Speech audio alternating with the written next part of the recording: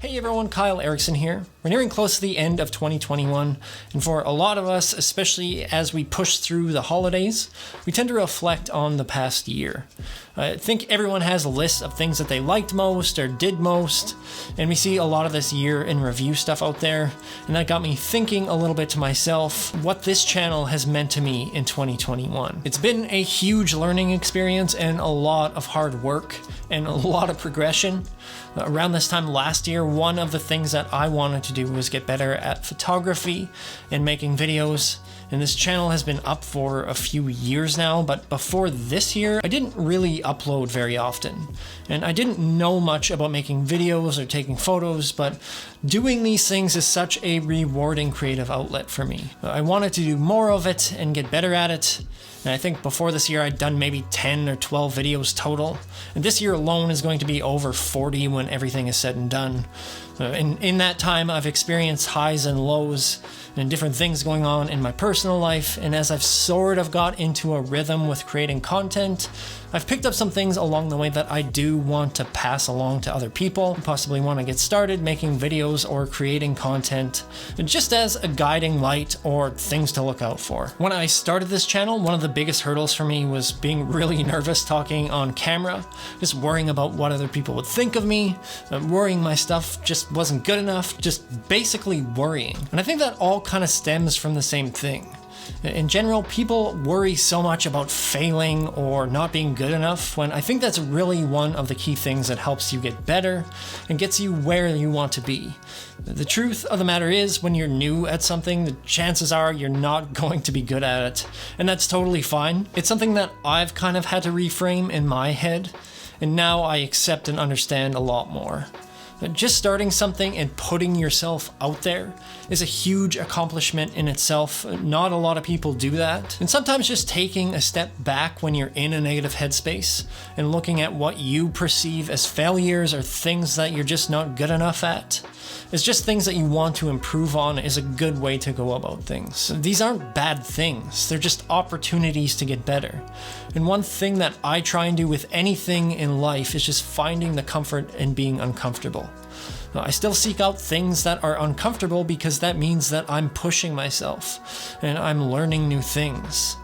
Taking the first step into the unknown is often the most difficult part of progress, but as you get into things, it gets easier and easier because it just becomes more familiar. With that uneasiness, I often found that I was my own worst critic. I still am, but I was noticing things and picking up on things that really no one cared about. I think that's one thing that you realize as you start to make content. No one cares. I do mean that in the best way. I don't mean people don't care about what you make. If you're pushing out content, you are offering value to whoever is on the other end watching, whether you're doing a tech review for someone that's shopping for a product, or just doing a daily vlog video that's entertaining someone. What I mean is no one is sitting down with a pen and a pad taking notes on things that you need to get better at. I found that most people are thankful for the content that you make. Sure, you're going to get a negative comment here or there, but those instances are actually pretty rare, and 99.9% of the time, it's just people who either haven't even attempted to do the same thing themselves or have less experience doing it. There is still value in taking note of things that you notice, but just make sure that you're doing it in a positive way. You're always going to notice things or pick up on mistakes or ways to improve even as you get better. And another important takeaway that I've had over the last year is just trying not to be perfect with everything. I know that maybe sounds misguided, but especially when you're starting out, there's a lot more value in creating and finishing something, even if it does have its warts here and there.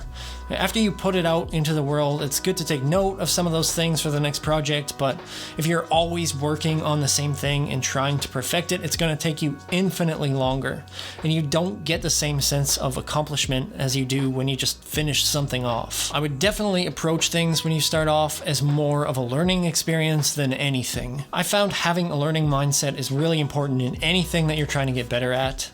Just removing some of the expectations surrounding what you deem to be acceptable versus not enough in your own work, and just doing some experimenting and trying to learn the craft a little bit more has a lot more value. This is also how we find out what we like and what we don't, where we can improve, and removes a ton of unnecessary pressure. Being a student versus trying to live up to some expectation of who we want to be allows us to spend time learning how and why something is done the way that it's done. And kind of allows us to stay curious and enthusiastic without having this burden looming over you. It really benefits you in the long run. I've done this in my career as a software developer, and I've tried to bring this mindset into this space as well. One way we learn is by imitation, which I think is totally natural. We get better by finding styles we like and just trying to imitate or recreate them. And that kind of helps you with two things. One, you're picking up a new skill, and two, you're finding out what you like on the way to developing your own style. This is kind of a different journey for each person, but one thing that is really easy to do when you start watching or looking at other people's videos or content, especially when you're talking about social media, is to start comparing yourself to someone else, and that can be pretty dangerous. Comparison is the thief of joy. I'm really guilty of this myself, but I've become better over time, and I've gotten pretty good at catching myself now. Looking at other people and seeing where they are in comparison to you can be really demoralizing, and there really isn't any value in comparing yourself to someone else. Everyone is different, and we all have our strengths and weaknesses. We all live different lives and face different challenges, have different responsibilities, and so on. I found when I stay away from that stuff, it's easier to find joy in what I'm doing and be happy with the progress that I'm making in the work that I'm doing. It's totally acceptable to recognize other people's positive attributes and introduce some of what they do into your work. But the moment you use that person as a metric for your own success, you need to recognize that and pull yourself out of that headspace. It's also really easy to start looking at numbers and say that this person is getting more views or followers or subscribers than me. Why aren't I getting as much? And then falling into the trap of looking at those stats as a means of how you're doing or the quality of your work. And this is one of the most difficult things to escape because numbers are something that are tangible. And the higher they climb, the better it seems that you're doing. But in reality, that's not always the case. The more videos you make or the more content you produce, the more you realize it's really like a roller coaster. There are ups and downs, and the numbers really have no bearing on how good a video is. I've had videos that I've been super proud of that I thought would do really well that have gotten very few views, and on the flip side, I've had ones that I thought weren't great and that do really well. When you put too much stock in the numbers, what ends up happening is you get really disappointed when something doesn't get the view counts that you want, and when something does do really well.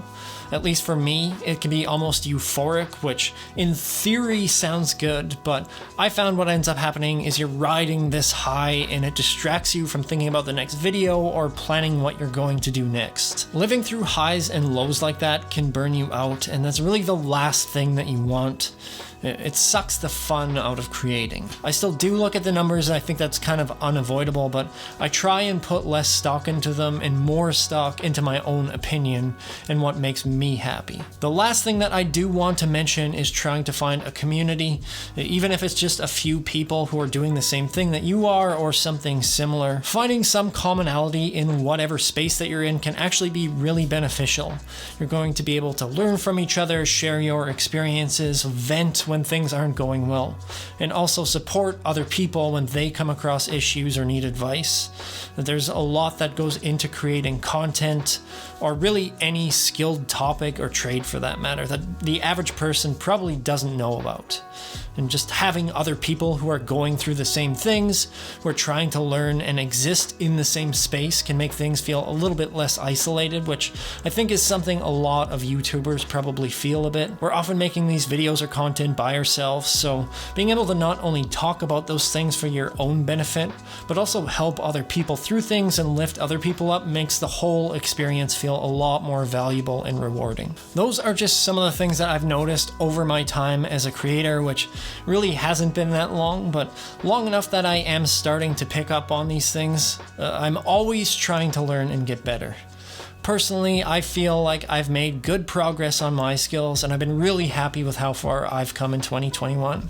I've still got a lot to learn, and I'd love to hear if anyone else has any tips or things that they've picked up on that have really helped them along the way in something that they're trying to achieve.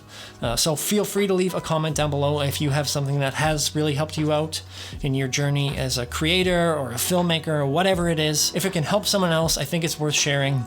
If you enjoyed this video, please hit that like button. It really does help me out a lot. I know this is a little bit different style than my usual videos, so let me know if you'd like to see more of this content. Please subscribe if you want to see more of this face speaking words to you, and hit that little bell icon to get notified anytime I release new videos. Thank you guys so much for watching, and I will see you in the next video.